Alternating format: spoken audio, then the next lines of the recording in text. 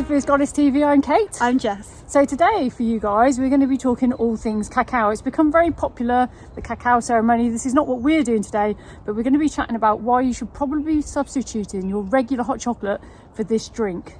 And Jess? And how to make a fireside or non-blender nut milk. So I hope you guys are going to enjoy it. Jess is the more culinary advanced of the two of us, so she's going to be doing the main work and I'm just going to be along for the ride and the gorgeous drink at the end. So Jess, Goddess Jess, in your cacao sanctuary that you've got going on there, let's explain to everyone, what's the difference between cocoa and cacao? Cocoa and cacao come from the cacao tree, so they're both the exact same thing. Cacao trees are fairly small, they grow in hot climates. If you're familiar with cacao, you're probably familiar with ceremonial Peruvian cacao. The tree grows these huge pods and they're really colourful. They kind of look like rugby balls, and it's the seeds inside, the beans, that are the cocoa or cacao. Now, with cocoa, the pods are roasted in a really high heat, and so that's cocoa. It's the highly processed. The raw cacao is where the beans have been left in the sun and that naturally ferments them. Once it's fermented, we have cacao liquor, cacao mass, and that is simply the cacao butter and the powder before it's separated. So Chef Jess, the pot is on the hot embers on our campfire, so what's happening next? So we are preparing a nut milk. If you have a blender at home, you can just throw some nuts and small amounts of water and blend away, and if you pour it through a sieve, you'll have your own fresh nut milk. Much better than buying the processed ones. And if you want to sweeten it, you could add some date syrup or maple syrup, maybe some agave. I like to do it by the fire, so I've soaked some hazelnuts and I've got some hemp seed here as well. I've made my pestle and mortar a crystal ball version, and what we'll do is we'll simply crush these. You don't need to worry about taking the skins off them because it helps towards the creaminess of the milk. And we're going to use a fine bag. You can use muslin or a nut milk bag, and that's going to sieve out all of that. So you'll be left with a sort of white, creamy, natural milk. It sounds delicious and it looks like it's very healthy for us, Jess. When you're making something, I just feel like it's the process that makes it really special. Because when you are really close with your ingredients, you don't need necessarily fancy ceremonies, because you're creating your own celebration of the plant. Now that we've nicely crushed our hemp and hazelnut, we'll just add a small amount of the water.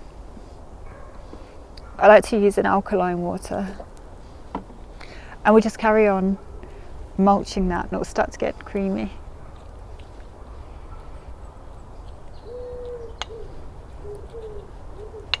It's going to start to resemble a sort of watered down nut milk. Either just tip the whole lot in or keep adding your water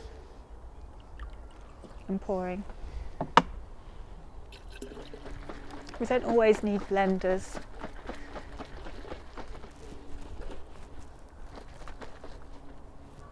So we've completed our nut milk situation, and now, as you can see in the background, guys, there's a pan on some burning embers. Go and check out our fire video if you want to know how to make a wild campfire. So Jess, what do we do next? What are we adding together now? Obviously we've got the milk and the cacao, but we have other exciting things in the background there. First we're going to filter the milk through a nut bag into the pan.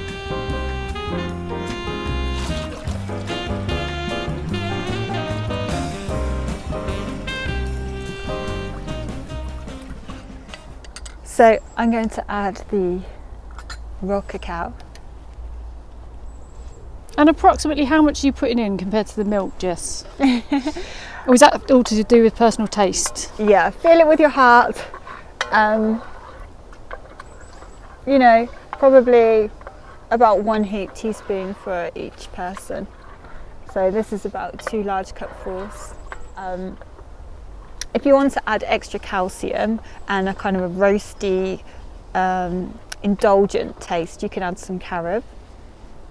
You can buy really cool additives. Naturia do these plant super protein. They do a banana flavour and a maca flavour, and they have their own sweetness in them. So then, Jess, just while you're cooking up the beautiful cacao, and obviously I've spent a lot of time contributing to this video, as you can see, people, let's just give some people some other facts so they can feel a bit more virtuous, so happy with their choice from switching from maybe a hot chocolate to a cacao, because it's small changes. If you make small changes in your diet, one thing after a time, they all become habits, and it's not like you've gone on a health food diet, a detox, you're just changing one thing at a time. So this is a great switch out. So Jess, what else is amazing about the cacao? Well, it's much lower in caffeine than, say, a coffee that you might be replacing, but it does have real feel-good compounds that give a very similar effect. Cacao is really rich in flavanols, and flavanols are antioxidants that really help to improve our blood circulation and brain health. They stimulate the PEA and neurotransmitters that make us feel really good and energize us. Because they are actually kind of seeds from a pod, they are really rich in calcium and even fibre. They're rich in nutrients, magnesium, potassium, and it's a really good and enjoyable source of iron. So here we have it, everybody, the end result, a beautiful cup of cacao. Cheers. Much needed because it's really cold today. We'll see you guys next time.